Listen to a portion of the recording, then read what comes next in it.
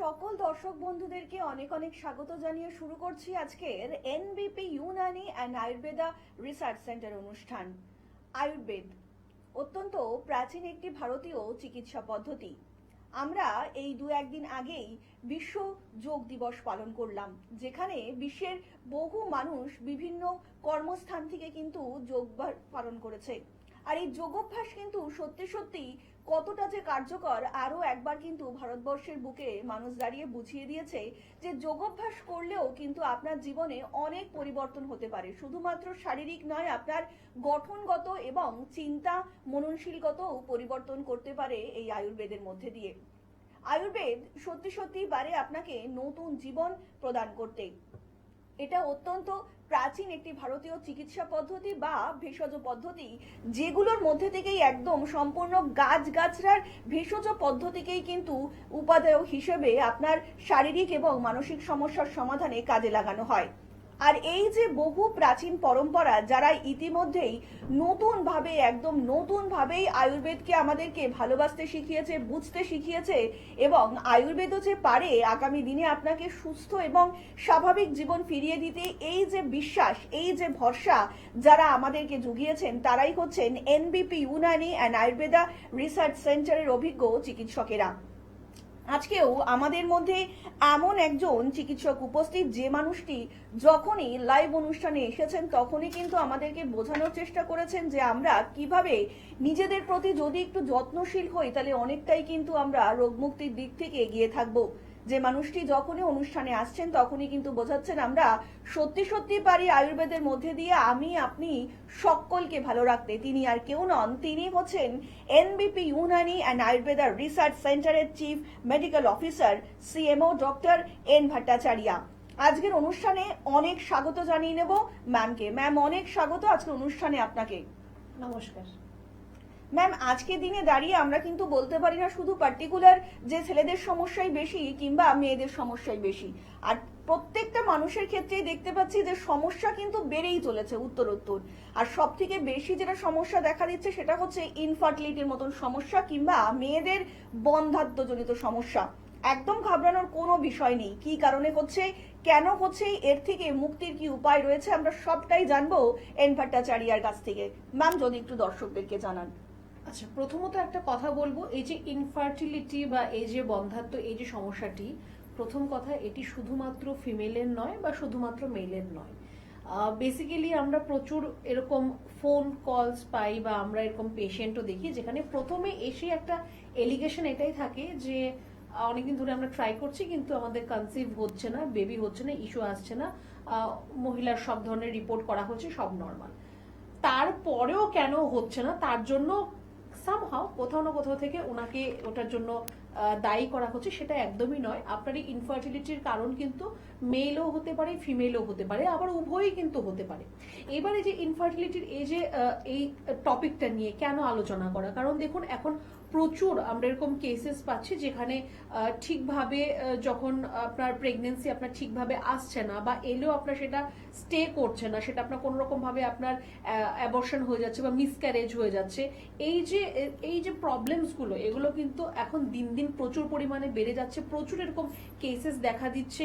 তো এই ইনফার্টিলিটি নিয়েই আজকে একটুখানি কথা বলবো, একটুখানি বোঝানোর চেষ্টা করব কিছুটা, কিন্তু এর মধ্যে আমি বেশি বলবো না। 10-20% কিন্তু আমাদের নিজের হাতে রয়েছে, বাকি 80% হয়তো মেডিকেল কন্ডিশন, কিন্তু 10-20% কিন্তু আমাদের হাতে রয়েছে। ওই 10-20%টাকে কিন্তু আমাদেরকে ঠিক করতে হবে, যাতে আমাদের কোনো ভুলের জন্য যাতে এরকম কোনো সমস্যা কারোর জীবনে না আসে। আমরা আবারও আলোচনায় ফিরবো। ইতিমধ্যেই একজন কলার বন্ধু উপস্থিত। নমস্কার, অনেক স্বাগত এই অনুষ্ঠানে। কে বলছেন? হ্যালো, নমস্কার, কে বলছেন? হ্যাঁ নমস্কার, আমি সন্দীপ দাস বলছি, হাওড়া কাঁকড়াইল থেকে। হ্যাঁ বলুন, কার সম্বন্ধে Hello? জানবেন? হ্যাঁ আমার সম্বন্ধে জানবো। আচ্ছা, আমার বলুন মানে আপনার। অনেক রকম শারীরিক সমস্যা চলছে, মানে পেটে ব্যথা আছে, আর মানে মাথা যন্ত্রণা, ঠান্ডা লেগে যাচ্ছে বারবার। আচ্ছা। ওইটা নিয়ে একটু জানবো। আপনার বয়স কত? বয়স হচ্ছে আমার 29। আপনি টিভির ভলিউমটা মিউট করে ফোনে শুনুন, তাহলে ম্যামের কথা সবটা শুনতে পারবেন। শুনুন ম্যাম বলছেন। আচ্ছা, আচ্ছা, আপনার সমস্যা বলেন যে অনেক সমস্যা রয়েছে, তো মানে কি কি প্রবলেম হয় আপনার, বা আপনি কি সম্পর্কে আপনি জানতে চান স্পেসিফিক, একটু কাইন্ডলি বলবেন। মানে বেশিরভাগ মানে মাথা যন্ত্রণা, ঠান্ডা লেগে যাচ্ছে, এটা তো মানে প্রায় হচ্ছে।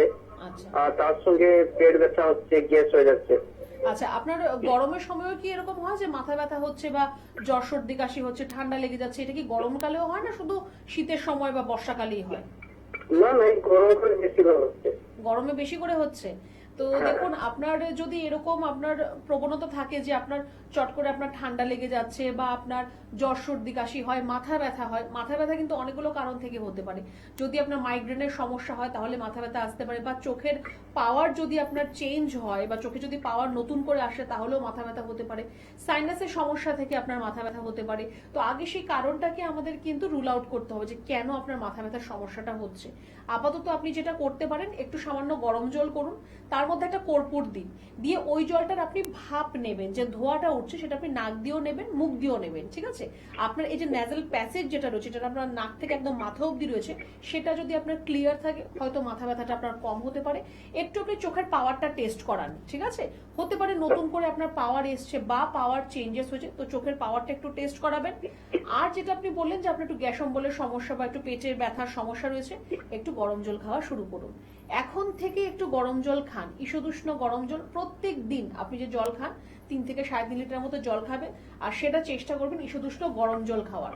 বাইরের খাওয়া দাওয়াটাকে একটু অ্যাভয়েড করুন। এখন প্রচন্ড গরম রয়েছে, বা এই যে বর্ষাকাল চলে এসছে অলরেডি, এই সময় কিন্তু বাইরের খাওয়া দাওয়াটাকে প্রত্যেকের জন্যই বলবো একটু অ্যাভয়েড করার প্রয়োজন রয়েছে, কারণ এর থেকেও কিন্তু অনেক ধরনের রোগ আপনার শরীরের মধ্যে প্রবেশ করতে পারে এই বাইরের খাওয়া দাওয়া বা জলের থেকে। তো একটু নিজেকে সাবধানে রাখুন। বয়স আপনার যথেষ্ট কম, আমার মনে হয় এগুলো আপনার সেলফ হিলিং হয়ে যাবে যদি আপনি প্রপারলি নিজের একটু কেয়ার করতে পারেন, ঠিক আছে? আচ্ছা, ঠিক আছে। অনেক ধন্যবাদ। আর একটু বিস্তারিত জানতে অবশ্যই নিচে যে হেল্পলাইন নাম্বারটা রয়েছে আপনারা কিন্তু সেখানে যোগাযোগ করতেই পারেন। তার জন্য আপনাদেরকে ডায়াল করতে হবে 9830235527 অথবা 37 নাম্বারে। শরীর থাকলে শরীর কিন্তু খারাপ হবেই, কারণ একদম সম্পূর্ণ সুস্থভাবে আপনি কিন্তু কেউই বেঁচে থাকতে পারবো না, সে ছোটখাটো সমস্যা হোক কিংবা বড় ধরনের কোনো সমস্যা। তাই সমস্যা যদি না হয় কিংবা সমস্যা যদি না আসে, তার জন্য কিন্তু আমাদের প্রিকশনের ভীষণ প্রয়োজন। আর আপনি যদি চান যে এই সকল সমস্যাগুলো থেকে মুক্তির উপায় আয়ুর্বেদের মধ্যে দিয়ে খুঁজে বার করবেন, তাহলে কিন্তু অবশ্যই আপনাকে হাত ধরতে হবে এনবিপি ইউনানি অ্যান্ড আয়ুর্বেদা রিসার্চ সেন্টারে। কারণ এই মুহূর্তে দাঁড়িয়ে কিন্তু আয়ুর্বেদ যে সবচেয়ে উপাদেয় একটা বিশেষ যোগ্য কিংবা একটা সবচেয়ে বিশেষ উপাদান, আমাদের কিন্তু আরো একবার যোগাভ্যাসের মধ্যে দিয়ে সারা বিশ্ব সেটা দেখিয়ে দিয়েছে যে আয়ুর্বেদ সত্যি সত্যি পারে আপনাকে প্রত্যেকটা দিনই একটু সুস্থ স্বাভাবিক জীবন দিতে।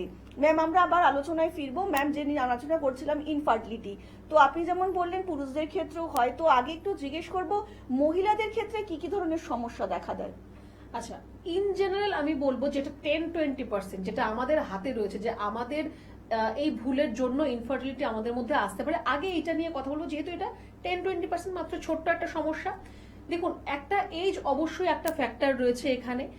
ফিমেলসদের ক্ষেত্রে আপ টু 40-45 অবধি যদি আপনার পিরিয়ডস ঠিকঠাক ভাবে হয় সেটা ভালো, আর সেটা হওয়াটাই উচিত। কিন্তু তাই বলে একদম লাস্টে গিয়ে আপনি যদি সেটা কনসিভ করার চিন্তা ভাবনা করেন, সেখানে একটু ক্রিটিক্যাল আপনার হতে পারে।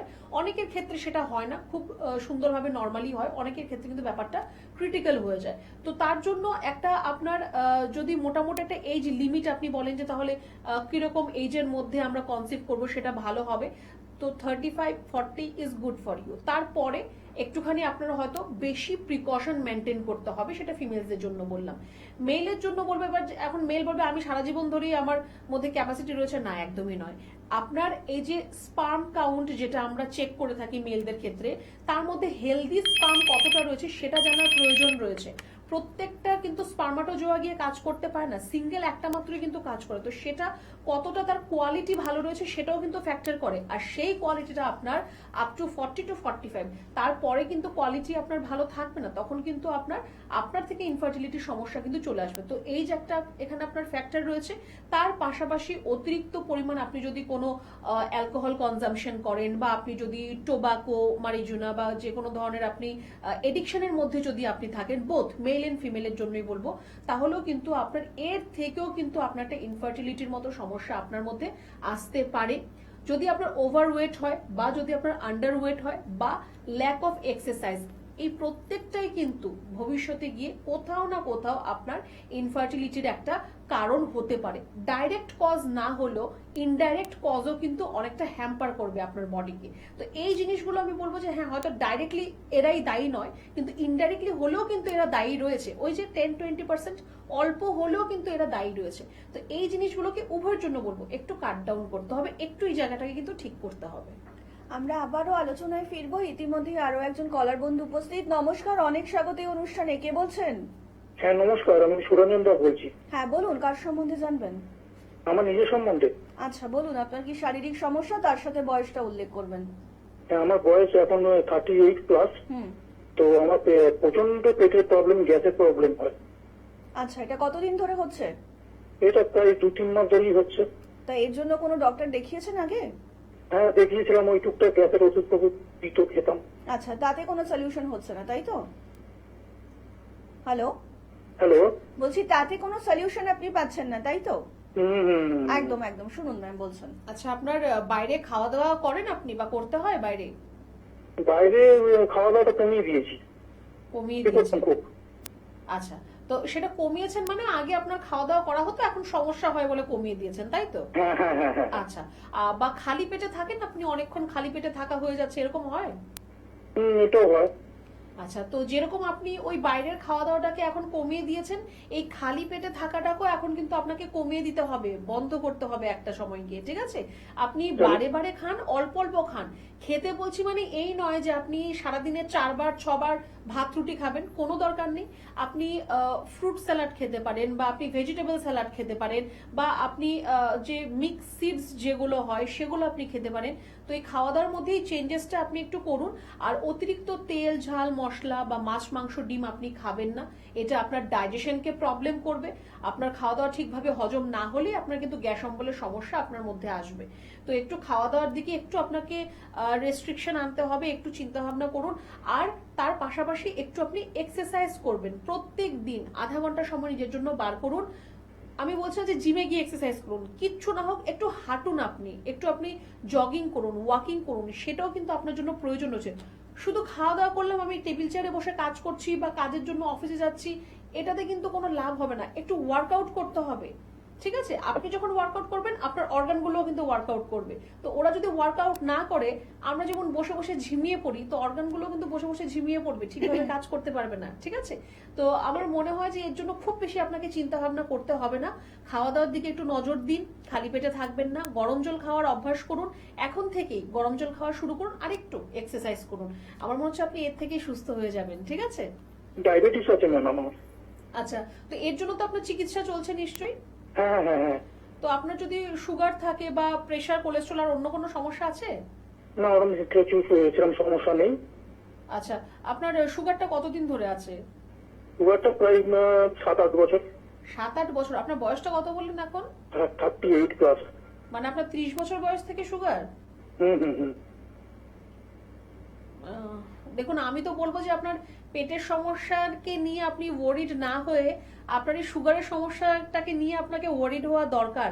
আপনার 30 বছর বয়স থেকে আপনার সুগার, আপনার এখন মাত্র 38, আস্তে আস্তে কিন্তু এই সুগারের সমস্যা আপনার নার্ভ, কিডনি, আপনার চোখ বা আপনার হার্ট সবকটাকে কিন্তু আস্তে আস্তে কিন্তু নষ্ট করতে থাকবে। তো আমি বলবো যে আপনি এর জন্য, আপনি যদি চান যে না আমি সুগারের জন্য আমি চিকিৎসা করাবো, যাতে সারা জীবন ওষুধ আপনাকে না খেতে হয় আর যাতে আপনার সুগার চিরতরে ঠিক হয়ে যায়, তাহলে আপনি আমাদের একটু হেল্পলাইন নাম্বারে ফোন করবেন, একটু যোগাযোগ করবেন। যে চেম্বার আমাদের আপনার বাড়ির কাছাকাছি রয়েছে, আপনি সেখানে এসে একটু দেখা করুন। আপনার এই সুগারের সমস্যাটাকে কিন্তু আগে সারতে হবে, ঠিক আছে? বোঝা গেল? হ্যাঁ ম্যাম, হ্যাঁ। ওকে, অনেক ধন্যবাদ। আর একটু বিস্তারিত জানতে অবশ্যই নিচে যে হেল্পলাইন নাম্বারটা রয়েছে আপনারা কিন্তু সেখানে যোগাযোগ করতেই পারেন। তার জন্য আপনাদেরকে ডায়াল করতে হবে 9830235527 অথবা 37 নাম্বারে। এই হেল্পলাইন নাম্বারটাই হচ্ছে আপনাদের জীবনে একদম সুস্থ হওয়ার চাবিকাঠি।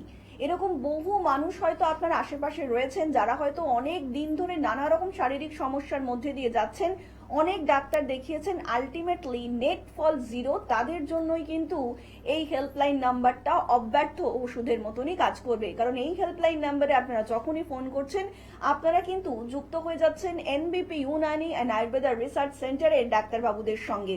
আমরা আবারও আলোচনায় ফিরবো। ম্যাম এখন একটা ভীষণ ট্রেন্ডিং জিনিস চলছে, মানে বেসিক্যালি মনে হচ্ছে সেলিব্রিটি থেকে শুরু করে এখন সাধারণ মানুষও এখন সেই দিকেই হাঁটছে, যে অনেকেই আছেন যে অল্প বয়সে এগ ফ্রিজ করছেন যাতে বেশি বয়সে গিয়ে তারা কনসিভ করতে পারেন। মানে এই যে একটা প্রক্রিয়া চলছে, এটা কতটা নিরাপদ ম্যাম, যদি একটু দর্শকদেরকে বলেন। দেখুন, নিরাপদ, হ্যাঁ, এটার মধ্যে নিরাপদ বা এর থেকে কোনো সমস্যা হতে পারে সেরকম কোনো ব্যাপার নেই। মানে এতে কি একটা হেলদি বেবি পরে কনসিভ করা সম্ভব? সম্ভব। দেখুন, আপনার যে এই যে আপনার প্রশ্নটা একটা ভালো সময় আপনি করেন, কারণ আমি এক্ষুনি বলতাম যে ওভুলেশনও ম্যাটার করে। ওভুলেশন মানে যেই সময়টায় আপনার ডিম্বাশয় থেকে ডিম্বাণুটা আপনার বের হচ্ছে। এবার ওভুলেশন প্রত্যেকটা ফিমেলের যাদের পিরিয়ডস অলরেডি শুরু হয়ে গেছে, যখন পিরিয়ডটা যখন শেষ হচ্ছে তার 7 ডেজ এর পর থেকে আপ টু 21 ডেজ অব্দি কিন্তু ওভুলেশন হচ্ছে, মানে ডিম্বাণু তখন কিন্তু বেরোচ্ছে। এবার আপনার যত বয়স কম থাকছে তখন আপনার ডিম্বাণুগুলো কি হেলদি থাকছে, হেলদি ডিম্বাণু আপনার থাকবে। এবার আপনার যদি এরকম কোনো প্ল্যান থাকে যে না আমি আফটার 30 বা 35 আমি বিয়ে করব বা তখন আমি প্রেগনেন্সি নেব, তখন আমি কনসিভ করব, তো সেই ক্ষেত্রে আমি বলবো আপনি যদি আপনার এগ ফ্রিজ করতে চান সেটা কিন্তু খারাপ কিছুই নয়, সেটা কিন্তু ভালো। এমন কিন্তু নয় যে সেটা আপনার কৃত্রিম ভাবে টেস্ট টিউব বেবি হবে, সেটা কিন্তু নয়। সেই যে আপনার ফ্রিজ করা যে এগস আপনি যেটা রেখেছেন, যেটা হেলদি এগস, পরে কিন্তু সেটাই আপনার মধ্যে ইমপ্লান্ট করা হবে আর সেখান থেকে কিন্তু আপনার প্রেগনেন্সিটা হবে।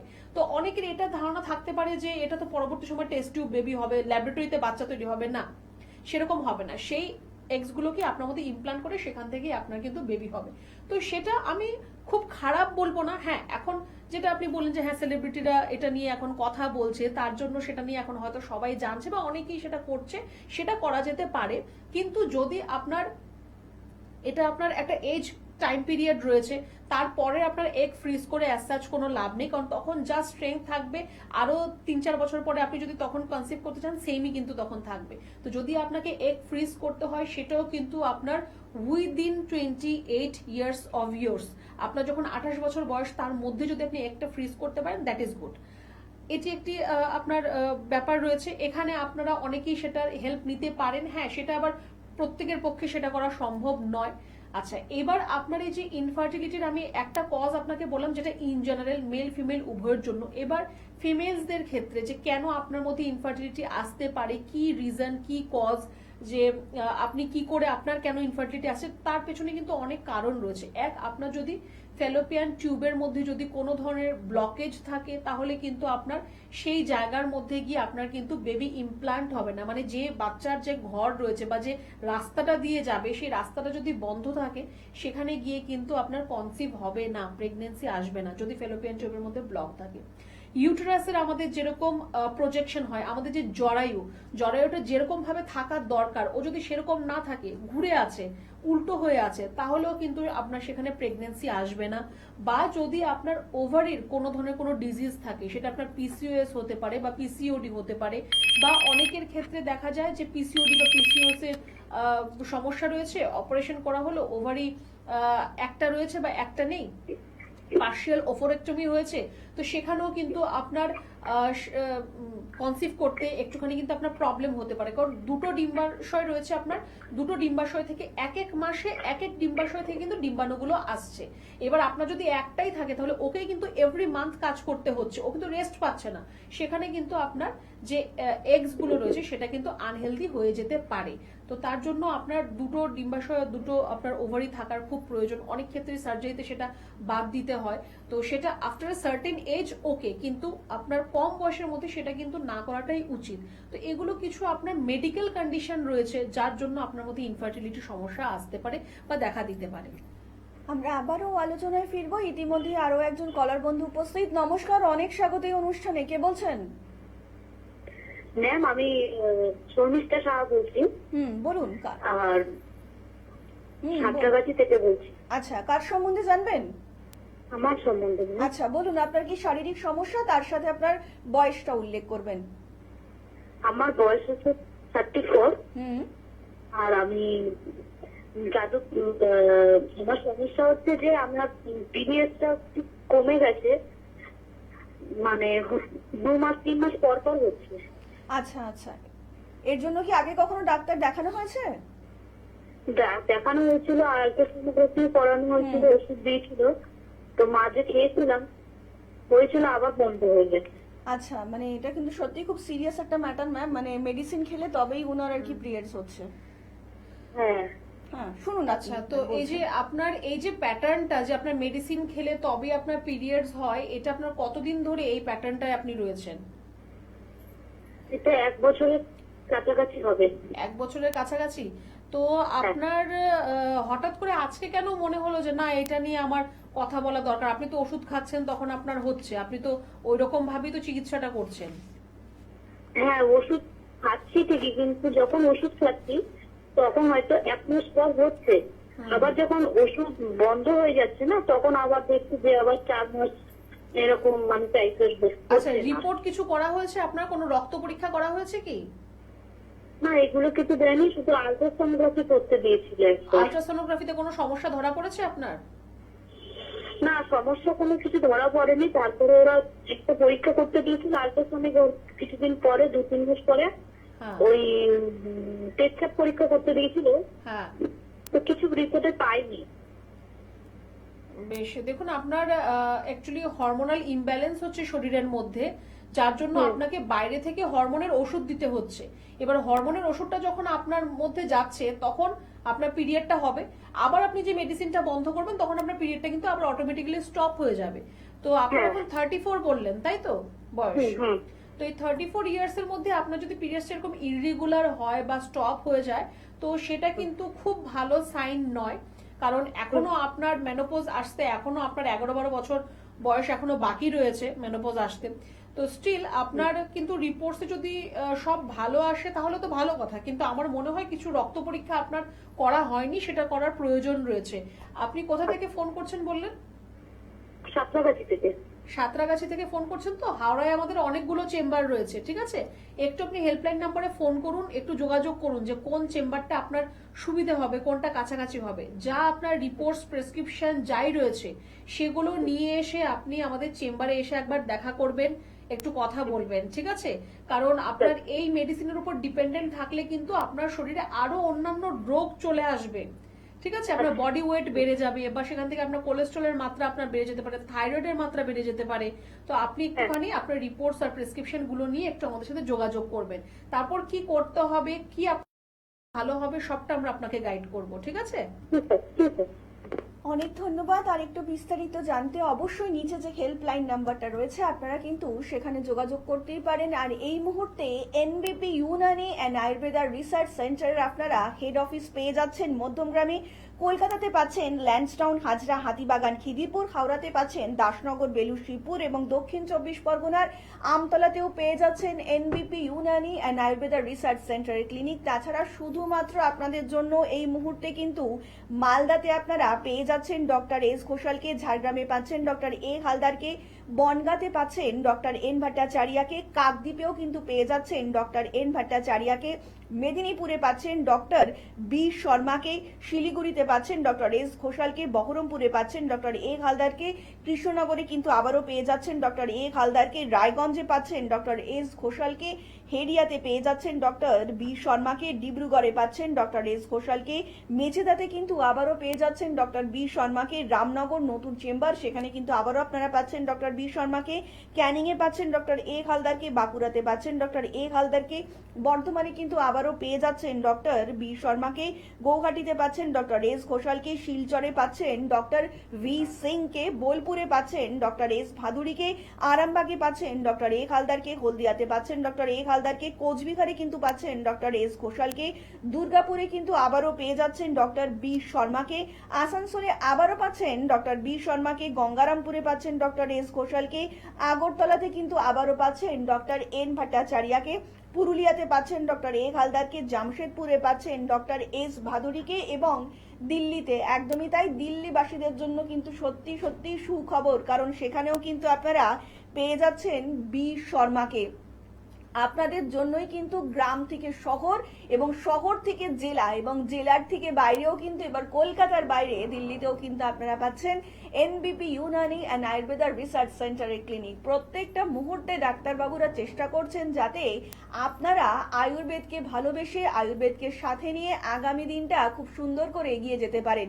দেখুন, শরীর থাকলে শরীর খারাপ হবেই, সেই শরীর খারাপ নিয়ে প্যানিক করলে কিংবা ঘরে বসে থাকলে একদমই চলবে না। আগামী দিনটাতে তো খুব সুন্দর করে বাঁচতে হবে, অনেক কাজ করতে হবে, যেটুকু জীবন আছে সেইটুকু তো উপভোগ করতেই হবে। শুধু শুধু এই গাদা গুছের কেমিক্যাল যুক্ত মেডিসিন খেয়ে কি করবেন বলুন? কারণ মেডিসিন যদি যখনই আপনি কনজিউম করছেন কেমিক্যাল যুক্ত, আলটিমেটলি কিন্তু নেট ফল জিরো। তার থেকে কিন্তু আপনাদের বৃহত্তর জীবনের দিকে যত আপনারা এগোবেন ততই দেখবেন সমস্যা শারীরিক এবং মানসিকভাবে বেড়েই চলেছে। তার সমাধানও রয়েছে আয়ুর্বেদের কাছে।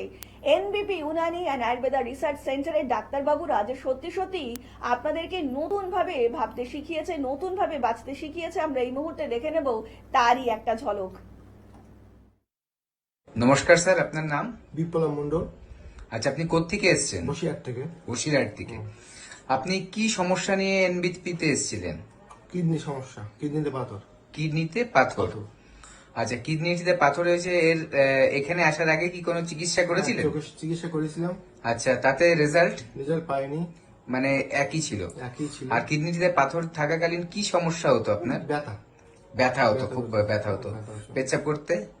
পেচ্ছাপ ঠিক ছিল, এমনি ব্যথাটা হতো। ব্যথা হ্যাঁ, হতো। আচ্ছা, এবার আপনি আমাদের এনবিপিতে এসে যে ট্রিটমেন্ট করলেন খুব ভালো। তাতে খুব রেজাল্ট result পেয়েছেন? হ্যাঁ, result তো পেয়েছি। পাথরটা কি এখন বেরিয়ে গেছে? হ্যাঁ, বেরিয়ে গেছে।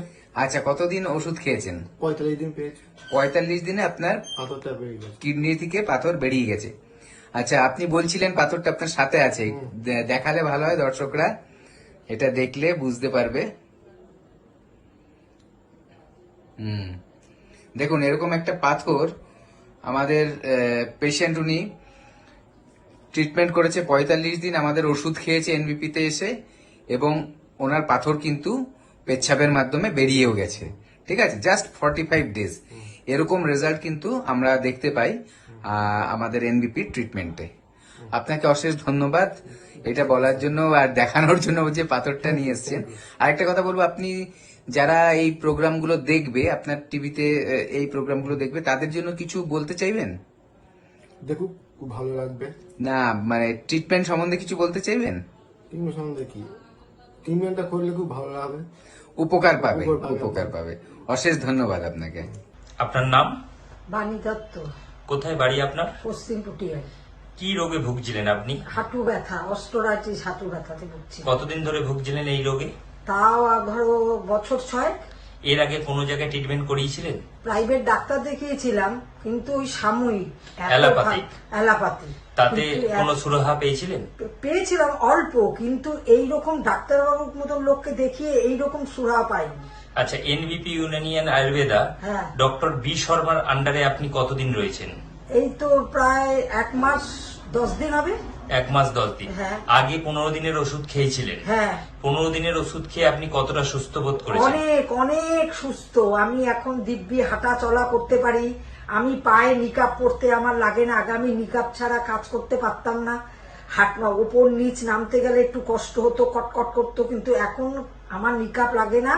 আমি একদম দিব্যি ওপর নিচ নিকাপ ছাড়া মানে চলতে 15 দিনের ওষুধ খেয়ে অনেক, আপনার অনেক। অস্টিও আর্থ্রাইটিস গ্রেড 5 এ ছিল, হ্যাঁ। সেখান থেকে আপনি এখন কতটা ভালো আছেন? অনেক অনেক ভালো আছি। এনবিপি ইউনানি আয়ুর্বেদা রিসার্চ সেন্টারে ট্রিটমেন্টে আপনি এখন খুব ভালো আছি, খুব খুব ভালো ভালো আছেন, আছি। তাই হ্যাঁ তো? হ্যাঁ, এই 15 দিনের ওষুধ খেয়ে আমি খুব ভালো আছি। আপনার নাম?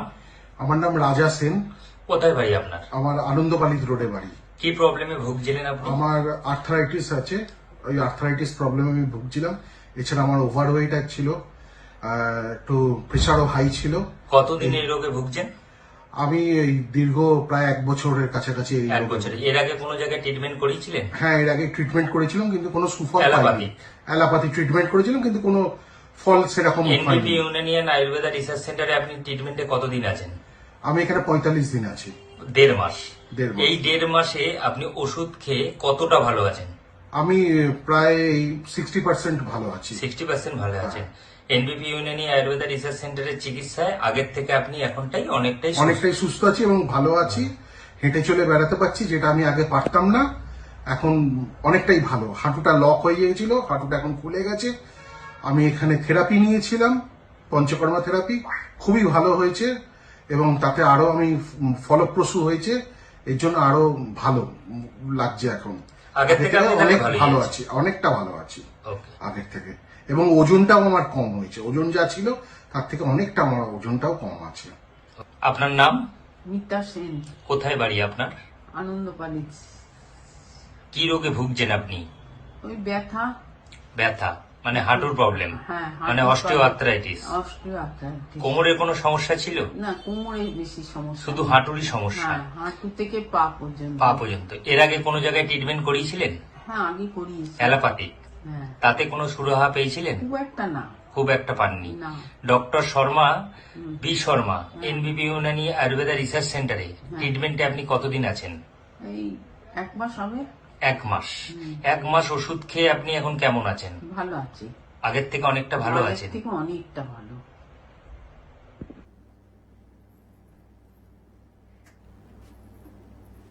নমস্কার সকল দর্শক বন্ধুদেরকে অনেক অনেক স্বাগত জানিয়ে শুরু করছি আজকের এনবিপি ইউনানি অ্যান্ড আয়ুর্বেদা রিসার্চ সেন্টারের অনুষ্ঠান।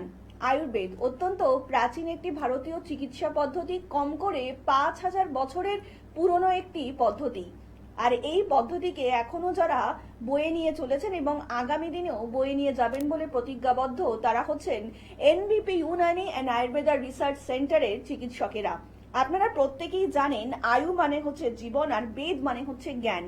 এই দুটোর মিশেলেই কিন্তু হচ্ছে জীবনের বিজ্ঞান কিংবা আয়ুর্বেদ। আয়ুর্বেদ পারে না এমন কোনো শারীরিক সমস্যা কিন্তু আজ পর্যন্ত নেই। যত কঠিন থেকে কঠিন সমস্যাই হোক না কেন, আপনার বাহ্যিক সমস্যা হোক কিংবা আপনার আভ্যন্তরীণ সমস্যা, মাথার চুল থেকে পায়ের নখ পর্যন্ত যে কোনো সমস্যারই সমাধান রয়েছে আয়ুর্বেদের কাছে। আজকের দিনে দাঁড়িয়ে কিন্তু আমরা সত্যি এমন একটা জেনারেশন কিংবা এমন একটা সময়ের মধ্যে দিয়ে যাচ্ছি যেখানে কিন্তু শারীরিক সমস্যাটা একটা খুব কমন ম্যাটার হয়ে গিয়েছে। আপনি যে কোনো মানুষকে জিজ্ঞেস করলেই হয়তো বলবে যে আপনি আজকে সুস্থ আছেন, সে বলবে না। কারোর কোনো না কোনো সমস্যা লেগেই রয়েছে।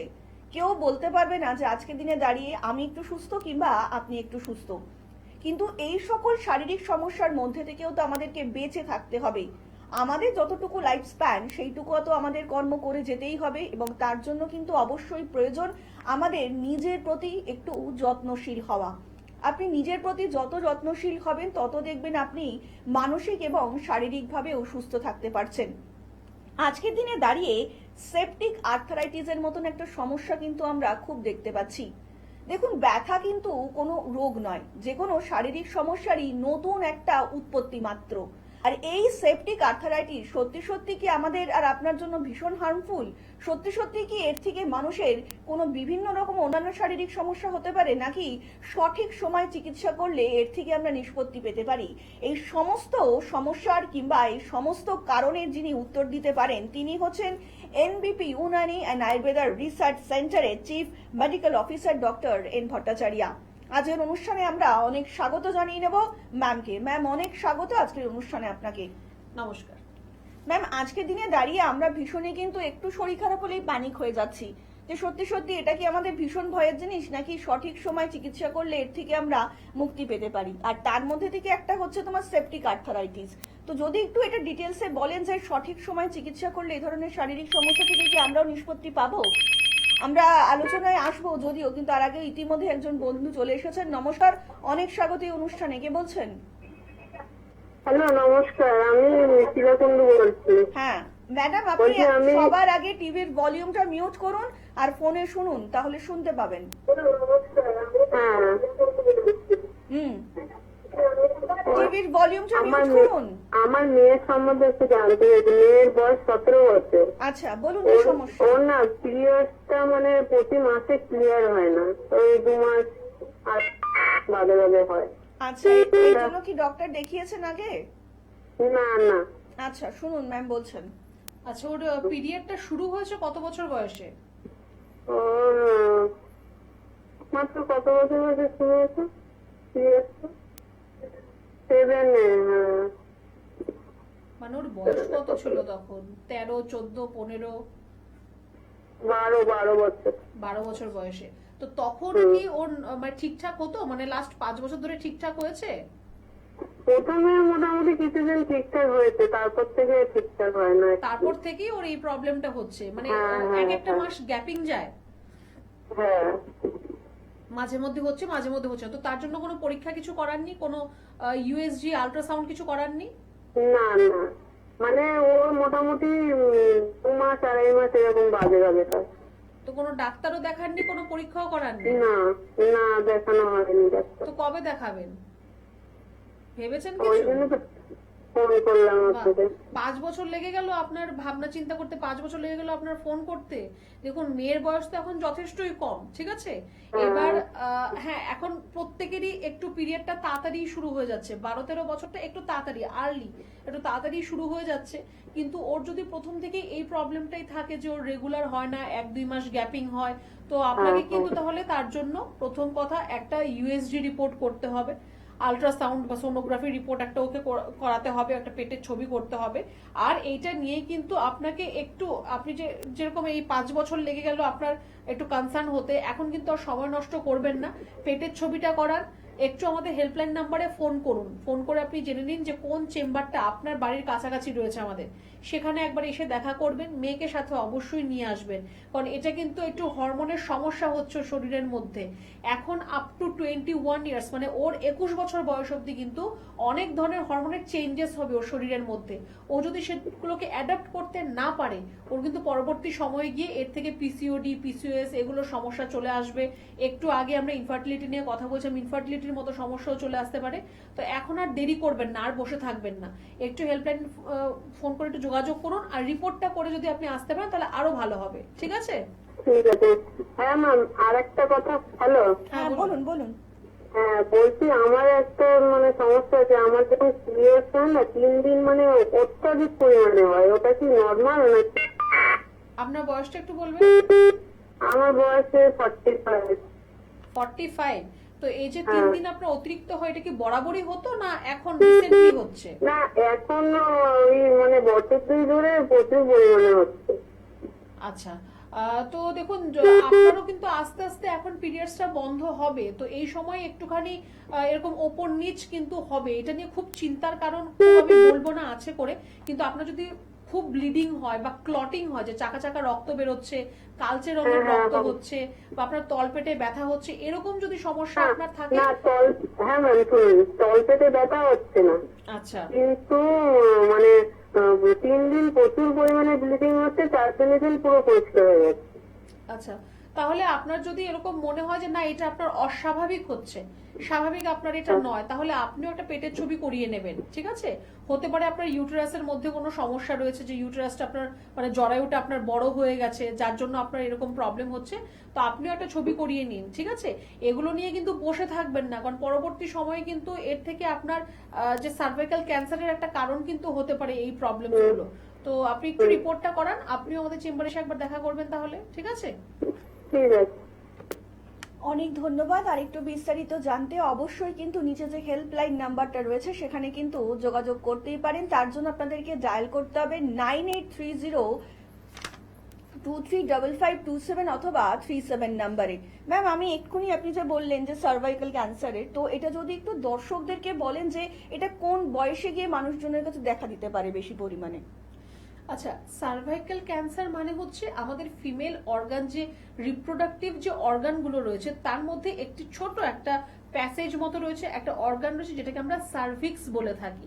তো ওই জায়গার মধ্যে যদি আপনার কোনো ধরনের কোনো ক্যান্সারের সমস্যা দেখা দেয়, সেটাকে আমরা সার্ভাইকাল ক্যান্সার বলে থাকি।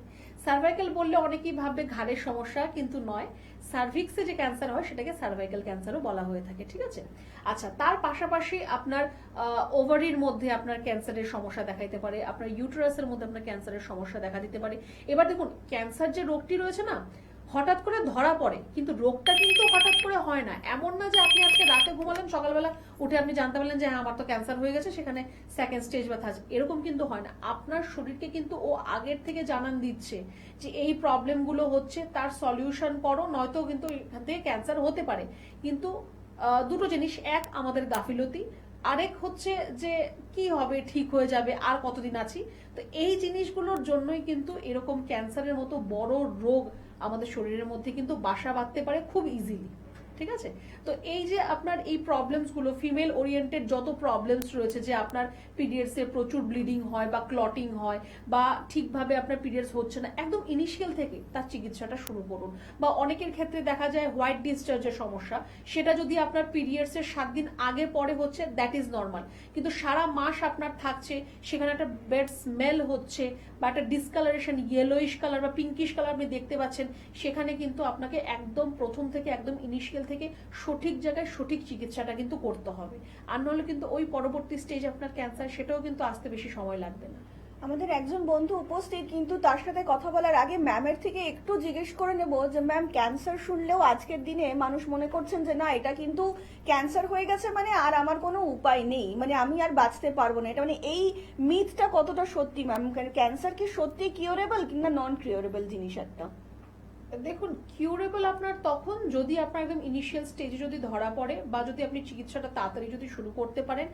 আর ক্যান্সার একটা এরকমই রোগ যে হয়তো এই রোগে পেশেন্ট মারা যায় না, কিন্তু এই রোগ নিয়ে দুশ্চিন্তা করে বা ভয় পেয়ে অনেকের কিন্তু মৃত্যু হয়ে যায়। তো আপনার যদি একদম ঠিকঠাক সময় যদি আপনার চিকিৎসাটা শুরু হয় আর সঠিক জায়গায় অবশ্যই যদি চিকিৎসাটা শুরু হয়, তাহলে ডেফিনেটলি আপনার কিউরেবল রয়েছে। আপনার অসাধ্য, আয়ুর্বেদের মধ্যে কিন্তু ক্যান্সারকে অর্বুদ বলা হয়, কষ্টসাধ্য, অসাধ্য কিন্তু নয়। কষ্টসাধ্য মানে টাইম লাগবে ঠিক হতে, কিন্তু অসাধ্য নয় যে এটা ইনকিউরেবল, এরকম কিন্তু নয়। তো সেটাই আপনার একদম ইনিশিয়াল স্টেজে চিকিৎসা করার চেষ্টা করুন আর সঠিক জায়গায় চিকিৎসাটা করার চেষ্টা করুন। আমরা আবার আলোচনায় ফিরবো, কিন্তু ইতিমধ্যে একজন কলার বন্ধু উপস্থিত। নমস্কার, অনেক স্বাগত এই অনুষ্ঠানে। কে বলছেন? নমস্কার, আমি সম্প্রীতি হালদার বলছি। হ্যাঁ বলুন ম্যাডাম, কার সম্বন্ধে জানবেন? আমার নিজের সম্বন্ধেই জানবো। আচ্ছা, আপনি কোথা থেকে কথা বলছেন এবং কি শারীরিক সমস্যা আপনার? আমি বাড়ির থেকে যে কথা বলছি, আর আমার শারীরিক সমস্যা বলতে আমার খুব চুল পড়ার প্রবলেম হচ্ছে, আর মুখে ব্রণও দেখতে পাচ্ছি প্রচুর পরিমাণে। আচ্ছা, বয়স কত আপনার? 21 বছর। 21 বছর। কতদিন ধরে হচ্ছে এই সমস্যাগুলো? হ্যাঁ, 1 বছর ধরে। 1 বছর ধরে। কোনো ট্রিটমেন্ট করানো হয়েছে এর জন্য? হ্যাঁ, কিছু ডক্টর দেখিয়েছি কিন্তু কোনো সলিউশন হয়নি। আচ্ছা শুনুন ম্যাম বলছেন। আচ্ছা, আপনি যে এই যে কিছু ডক্টর যে আপনি দেখিয়েছেন, তো আপনার এই কিছু ডক্টররা কি বলেছে, কি হয়েছে আপনার, কেন আপনার চুল পড়ছে বা কেন পিম্পলস হচ্ছে, তার কারণটা কি? ওনারা প্রথমে যখন দেখিয়েছিলাম ওষুধ দিয়েছিল, বলেছে পেটে, তারপরে শ্যাম্পু দিয়েছিল ইউজ করতে, তো বলেছিল যে ঠিক হয়ে যাবে, কিন্তু আমার কোনো ঠিক হয়নি কিছু। আচ্ছা, এটা তো আপনি একটা শর্ট টাইম একটা ট্রিটমেন্ট বললেন যে আপনাকে শ্যাম্পু দিয়েছে বা আপনাকে ওষুধ দিয়েছে, একটা তো কারণ থাকবে। দেখুন, কারণ ছাড়া তো গাছের পাতাও নড়ে না, তাই তো? হাওয়া বইলে তবেই গাছের পাতা নড়ে। তো আপনার যে পিম্পলস হচ্ছে বা আপনার চুল পড়ছে, তার তো একটা কারণ থাকবে যে হ্যাঁ এটা রিজন, তার জন্য আপনার এটা হচ্ছে। সেটা আপনার জানা আছে না জানা নেই? পিম্পল হয়েছিল, সেটা বলেছিল যে পেটের সমস্যার জন্য হতে পারে। আচ্ছা। আর চুল পড়া যেটা হয়েছিল, আমার হালকা একটু মাথায় খুশকি ছিল, আচ্ছা, তো ওই জন্যই বলেছিল, কিন্তু দেখানোর পরে মাঝখানে আমার খুশকি ঠিক হয়ে গেছিল, তারপরেও আমার চুল পড়া এটা ছিল। আচ্ছা, কোনো রক্ত পরীক্ষা কিছু করিয়েছেন আপনি? লিভার ফাংশন টেস্ট বা থাইরয়েড কোনো পরীক্ষা কিছু করিয়েছেন? না, কিছু করারনি। তো আপনি আপনার ডাক্তারবাবু আপনাকে বলে দিল যে পেটের সমস্যা থেকে পিম্পলস হচ্ছে, আপনি সেটা মেনে নিলেন, তাই তো? তো সেখানে আপনার যেটা করা উচিত সেটা হচ্ছে আপনাকে ছোট্ট শুধু 3টে রক্ত পরীক্ষা আপনি করাবেন। একটা লিভার ফাংশন টেস্ট করান, ব্লাড ফর এলএফটি, থাইরয়েডের জন্য একটা টিএসএইচ রিপোর্ট করান, আর অ্যালার্জির জন্য একটা আইজিই রিপোর্ট করান। এই 3টে ছোট্ট পরীক্ষা আগে আপনি একটু করান। এর থেকে আপনি জানতে পারবেন যে আপনার চুল পড়ার কারণটা কি বা আপনার এই একনে পিম্পলস হওয়ার কারণটা কি। একটা খুব জেনারেল ভাবে আমরা যেটা জানি যে আপনার যদি স্টুলটা ক্লিয়ার না হয় বা যদি আপনার ডাইজেশনের প্রবলেম থাকে, তাহলে সেটা আপনার স্কিনের মধ্যে দেখা দেয় পিম্পলস একনে আপনার হচ্ছে। এইবার এইটা বলে ছেড়ে দিলে তো হবে না। আপনার ডাইজেশন যদি না হয় প্রপারলি, কেন হচ্ছে না? আপনার লিভারের ক্যাপাসিটি নেই, তাহলে লিভারকে আমার ঠিক করতে হবে। বেশি কিছু করতে হবে না। আপনি অনেক জায়গায় অনেক কিছু দেখিয়েছেন, অনেক চিকিৎসা করেছেন, এখন সব এগুলোকে বন্ধ করুন। এই 3টে রক্ত পরীক্ষা আপনি শুধু আগে করান, এলএফটি, টিএসএইচ, আইজি, এই 3টে পরীক্ষা করুন। রিপোর্টটা করে আপনি একটু আমাদের হেল্পলাইন নাম্বারে ফোন করুন, একটু যোগাযোগ করুন। কোন চেম্বারে কখন এলে আপনি ডাক্তারবাবুকে দেখাতে পারবেন সেটা একটু জেনে নিন। চেম্বারে এসে আপনি দেখা করবেন, কোথায় আপনার সমস্যা রয়েছে আগে সেটাকে ঠিক করুন। বাইরে থেকে ক্রিম লাগিয়ে বা শ্যাম্পু দিয়ে চান করে তেল লাগিয়ে সমস্যার সমাধান হবে না। কোথায় সমস্যা আগে সেটাকে ঠিক করুন, ভেতর থেকে ঠিক হলে বাইরে আপনার এমনিতেই ঠিক হয়ে যাবে। কোনো ধরনের কসমেটিক্স আপাতত আপনি ব্যবহার করবেন না। বাইরে রোদে যদি আপনাকে বেরোতে হয় তাহলে অবশ্যই সানস্ক্রিন ব্যবহার করুন, কিন্তু সেটা মেডিকেটেড। বা শ্যাম্পু আপনাকে যেটা আপাতত দিয়ে রেখেছে, মেডিসিনাল শ্যাম্পু রয়েছে, সেটা আপনি ব্যবহার করুন, সেটা আপনার জন্য ভালো হবে। মার্কেটাইজড কোনো ধরনের কোনো শ্যাম্পু আপাতত ব্যবহার করবেন না। একটু নিজেকে সাবধানে রাখুন, একটু নিজেকে নিয়ে চিন্তা ভাবনা করুন, একটু ভালোবাসুন নিজেকে, ঠিক আছে? তো এই 3টে রক্ত পরীক্ষা করে আপনি চেম্বারে দেখা করবেন, ঠিক আছে?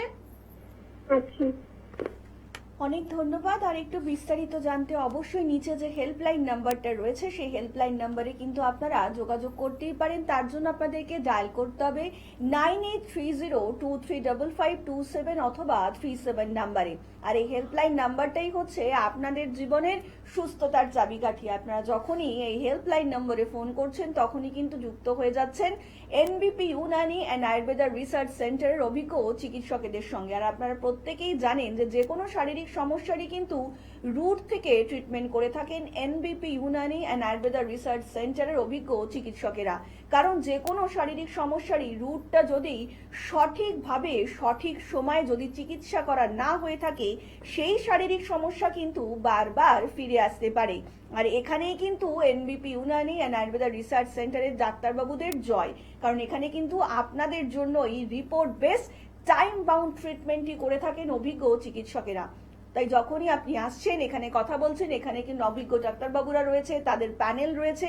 আপনি কি করলে, কিভাবে থাকলে, কিভাবে খেলে আগামী দিনটা সুস্থ হয়ে উঠতে পারবেন তার জন্য কিন্তু প্রত্যেকটা মুহূর্তেই ডাক্তারবাবুরা চেষ্টা করে যাচ্ছেন। আমরা আবারও আলোচনায় ফিরবো। ম্যাম, যেটা বলছিলাম সেপটিক আর্থারাইটিস, মানে এটা সবার আগে একটু জানবো যে এটাকে কি অ্যাকচুয়ালি ম্যাম সেপটিক আর্থারাইটিস? আচ্ছা, নামটা অনেকের কাছে আননোন। সত্যি কথা বলতে যে আমিও যে খুব অনেক জানতাম সেপটিক আর্থ্রাইটিস নিয়ে সেরকম নয়, কিন্তু এমন তো না যে রোগটাকে আমি উদ্ভাবন করেছি বা নামটাকে আমি নিয়ে এসেছি। সেপটিক আর্থ্রাইটিসের একজন পেশেন্ট আমাদেরকে দেখাতে এসেছেন। তারপর হ্যাঁ, আমার পড়াশোনাটা এইটুকু ছিল, তারপর আমি আরেকটু বেশি করে পড়াশোনা করেছি সেটাকে নিয়ে। এই সেপটিক আর্থ্রাইটিস অনেক প্রকারের রয়েছে, অনেক ধরনের রয়েছে। মোর দেন 200 আর্থ্রাইটিস রয়েছে আমাদের এই সম্পূর্ণ শরীরের মধ্যে। 206খানা হাড় রয়েছে আমাদের শরীরে, তো সেরকম 200টারও বেশি আর্থ্রাইটিসের সমস্যা রয়েছে আমাদের শরীরের মধ্যে। তো সেপটিক আর্থ্রাইটিসও কিন্তু এরই একটা পার্ট। কিন্তু সেপটিক আর্থ্রাইটিস এমন নয় যে প্রত্যেকেরই হবে। যে কোনো আর্থ্রাইটিস, আপনার অস্টিও আর্থ্রাইটিস, রিউমাটয়েড আর্থ্রাইটিস, যে কোনো কারোর হতে পারে। কিন্তু সেপটিক আর্থ্রাইটিস সেখানে একটা স্পেসিফিকেশন রয়েছে। কিরকম স্পেসিফিকেশন? সাপোজ ধরুন আপনার কোথাও কোনো পায়ে বা হাতে কোনো হাড়ের মধ্যে আপনার চোট লাগলো, যে আপনার মচকে গেল বা ভেঙে গেল। ওই যে ভেঙে গেল আপনার, ধরুন পায়ের কোনো হাড় আপনার ভেঙে গেল, বেসিক্যালি পায়ে বা হাতেই সেপটিক আর্থ্রাইটিস বেশি দেখা যায়। পায়ে আপনার হাড় কোনো ভেঙে গেল, সেটা আপনার ফিক্সেশন করা হলো। দুরকম ভাবে হয়, একটা স্ক্রু দিয়ে হয় আর একটা পাত বসিয়ে হয়। কিছু কিছু পাত 1 বছর পর খুলে দিতে হয়, কিছু কিছু পাত আপনার বডিতে ডিজলভ হয়ে যায়, তার উপরে মাসল আর আপনার সব ধরনের ফ্যাট ওর মধ্যে জমা হতে হতে ওটা নর্মাল হয়ে যায়। তো এই যে জায়গাটা আপনার, এই যে যেখানটা আমাদের আপনার স্ক্রু দিয়ে ফিক্স করা হলো বা পাত যেখানে বসানো হলো, সেখানে অনেক সময় কিন্তু একটা সেকেন্ডারি ইনফেকশনের একটা উৎপত্তি হয়। যে অরিজিনাল আপনার হাড় রয়েছে তার সাথে যখন পাতটাকে বসানো হবে, এই জায়গাটার মধ্যে আপনার একটা ঘর্ষণ সৃষ্টি হয়। সেখান থেকে আপনার অরিজিনাল যে হাড় সেটা ক্ষয় পেতে থাকে আস্তে আস্তে। ফ্লুইড ওখানে এসে জমতে থাকে, পুজ জমতে থাকে, ইনফেকশন হয়ে যায়। সেটাকে আমরা সেকেন্ডারি ইনফেকশন বলি। আর এর জন্য একটা আর্থ্রাইটিসের সৃষ্টি হয়, সেটাকেই কিন্তু আমরা সেপটিক আর্থ্রাইটিস বলে থাকি। যার জন্য আমি প্রথমেই বললাম সেপটিক আর্থ্রাইটিস হয়তো প্রত্যেকেরই হবে না, কিন্তু যাদের এরকম কোনো ধরনের কোনো সিচুয়েশন রয়েছে যে হেয়ার লাইন ফ্র্যাকচার, শুধু সেই জায়গাটায় ব্যান্ডেজ করে, প্লাস্টার অফ প্যারিস দিয়ে ব্যান্ডেজ করে আমরা ছেড়ে দিলাম, তারপর আস্তে আস্তে ওটা ঠিক হয়ে যাচ্ছে, সেখানেও কিন্তু এরকম সেপটিক আর্থ্রাইটিসের মতো সমস্যা আপনার শরীরে দেখা দিতে পারে। আমরা আবার আলোচনায় ফিরবো। ইতিমধ্যে একজন কলার বন্ধু উপস্থিত। নমস্কার, অনেক স্বাগত এই অনুষ্ঠানে। কে বলছেন? হ্যাঁ নমস্কার, আমি সন্দীপ বের বলছি, বলুন, কার জানবেন? আমার সম্বন্ধে। আপনি মেচেদা থেকে বলছেন।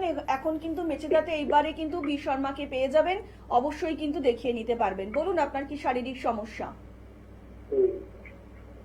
বলুন কি শারীরিক সমস্যা আপনার? হ্যাঁ, সমস্যাটা হচ্ছে আমার মাঝে মাঝে প্রচুর জ্বর হয়।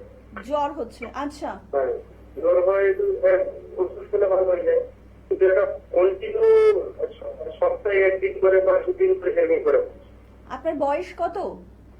হয়ে হ্যাঁ, 35। 35। আচ্ছা, মানে এই যে জ্বর হচ্ছে আপনার বারে বারে, তা এটা কতদিন ধরে হচ্ছে?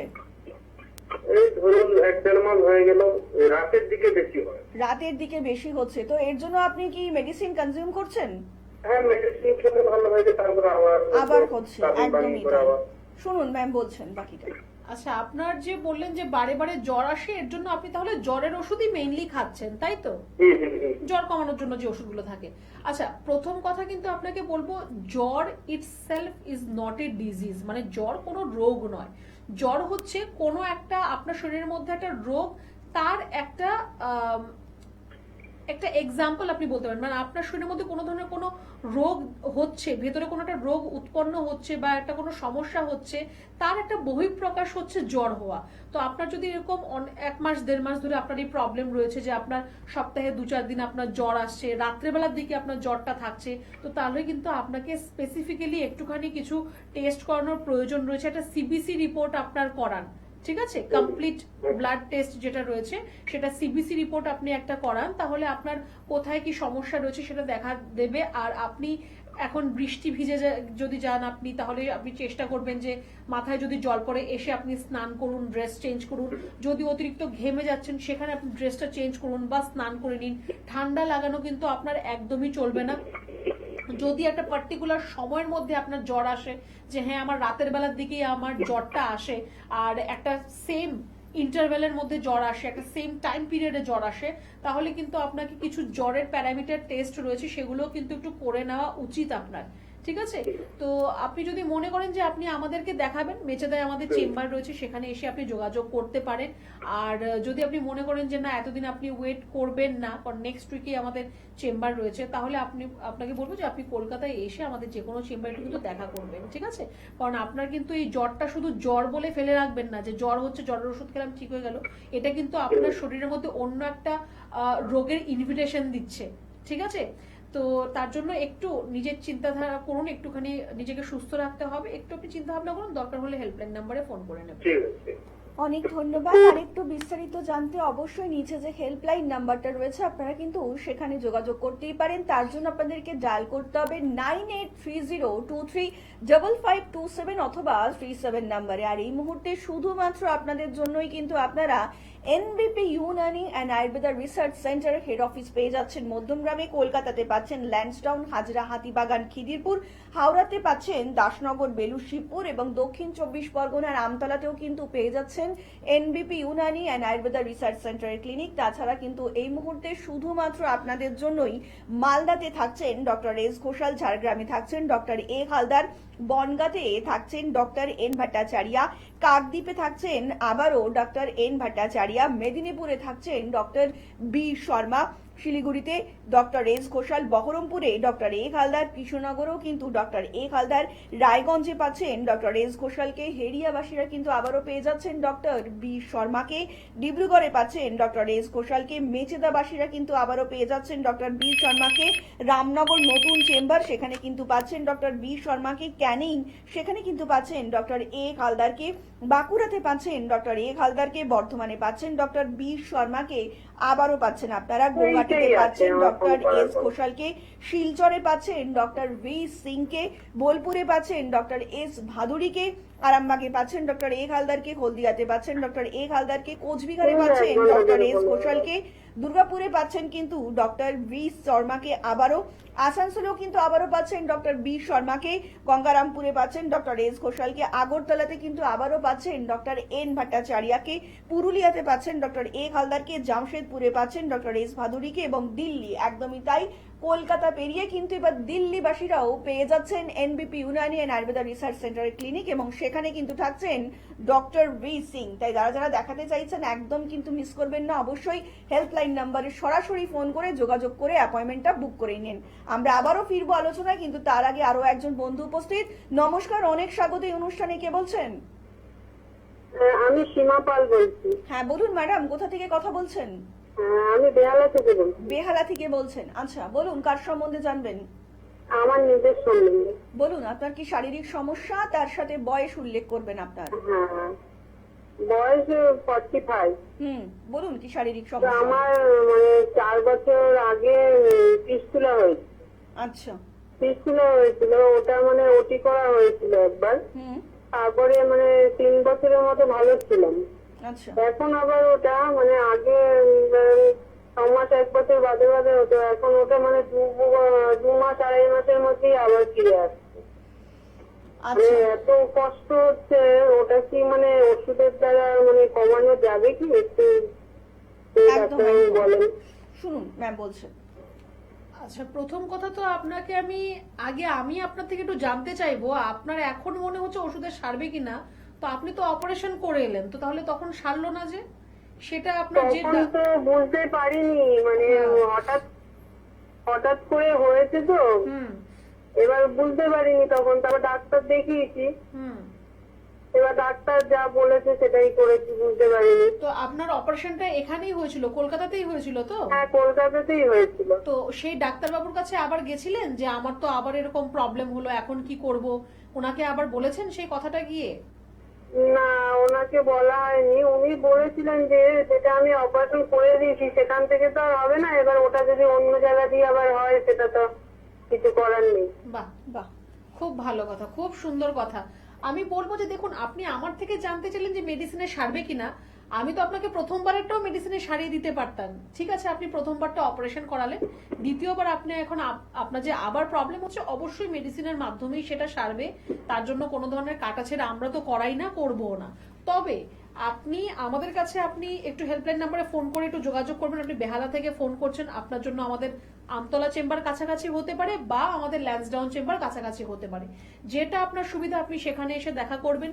দেরি করবেন না, তাড়াতাড়ি চিকিৎসাটা শুরু করুন, কারণ আপনার এটা রিকারেন্ট আপনার কিন্তু হচ্ছে। আপনার একবার অলরেডি ফিস্টুলা ছিল, আপনার তার অপারেশন হয়ে গেছে, এখন আরেকবার ফিস্টুলা হচ্ছে। তো রিকারেন্ট মানে বারে বারে হওয়াটা কিন্তু একদমই ভালো ব্যাপার নয়। তো মেডিসিনের মাধ্যমে আমি আপনাকে সারিয়ে দেবো, এই কথা আমি আপনাকে এখান থেকে বসেই বলে দিলাম। কিন্তু তাও আপনি আপনার ডাক্তারবাবুর কাছে একবার যাবেন, গিয়ে একটু বলবেন যে আপনি তো এরকম ভাবে সার্জারিটা করলেন, এখন আপনি বলেছেন যে অন্য জায়গায় হতে পারে। ম্যাম, এখন আমি বিছনা সজ্জা, এখন হয়েছে আবার, বুঝেছেন? ওই বড় হয়ে আছে, এখনো পাকেনি, ওটা ফাটেনি, মানে ভীষণ কষ্ট। আমি নড়তে যেতেও পারছি না, পুরো বিছনা সজ্জা। বেশ, এবার দেখুন এখন হয়েছে। আচ্ছা, তো আপনার তো তার জন্য চিকিৎসা তো করতে হবে, ঠিক আছে? তার জন্য তো আপনাকে আসতে হবে।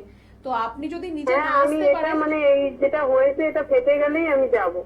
আচ্ছা, তো আপনি এখন তাহলে ফাটার জন্য আপনি অপেক্ষায় বসে থাকুন, তাহলে তো আবার এরকম হবে। আপনি এখন একটু তাহলে সিডস বাথ নিন, ঠিক আছে? একটা গামলার মধ্যে জল গরম করুন, তাতে 1 চিপি বিটাডিন দিন, দিয়ে ওই জলটা আপনি বসুন। হ্যাঁ, ওটা করুন। আর নয়তো এমনি এমনি ওটা আপনার ফাটবে না, ঠিক আছে? আর আপনি যদি মনে করেন যে ওটার মধ্যে আরো পুঁজ জমবে, তারপর ফাটবে, গেলে আপনি রিলিফ পাবেন, কিন্তু এটা তো আপনার সমস্যার সমাধান হচ্ছে না এরকম ভাবে, ঠিক আছে? আবার হবে। হ্যাঁ, তো আপনি যদি এখন না আসতে পারেন, আপনার বাড়ির লোক আপনি কাউকে পাঠিয়ে দিন, আপনার যা পুরনো প্রেসক্রিপশন রিপোর্টস যাই রয়েছে সেগুলো দিয়ে আপনি পাঠাবেন। আমরা দরকার হলে আপনার সাথে ফোনে কথা বলে নেব, ঠিক আছে? একটুখানি আপনি হেল্পলাইন নাম্বারে ফোন করে যোগাযোগ করুন। আদা খাওয়া আপনার একদমই চলবে না, সেটা রান্না করা হোক বা কাঁচা হোক, আদা খাওয়া আপনার একদমই কিন্তু চলবে না, ঠিক আছে? অনেক ধন্যবাদ। আর একটু বিস্তারিত জানতে অবশ্যই কিন্তু নিচে যে হেল্পলাইন নাম্বারটা রয়েছে আপনারা কিন্তু সেখানে যোগাযোগ করতেই পারেন। আয়ুর্বেদ হচ্ছে অত্যন্ত প্রাচীন একটি ভারতীয় চিকিৎসা পদ্ধতি। যদি আপনি আয়ুর্বেদকে ভালোবাসেন এবং আগামী দিনে একটু সুস্থ স্বাভাবিকভাবে জীবনযাপন করতে চান, তাহলে কিন্তু অবশ্যই আপনাকে হাত ধরতে হবে এনবিপি Unani and Ayurveda research centre ক্লিনিকের সঙ্গে। এখানকার ডাক্তারবাবুরা কিন্তু প্রত্যেকটা মুহূর্তেই চাইছেন আপনারা ভালো থাকুন এবং সুস্থ থাকুন। আর আজকের মতন অনুষ্ঠান কিন্তু আমাদের এখানেই শেষ করতে হচ্ছে। কথা দিয়ে যাচ্ছি আপনাদের সকলের সঙ্গে দেখা হবে আগামী পর্বে। সকলে অনেক ভালো থাকবেন। নমস্কার।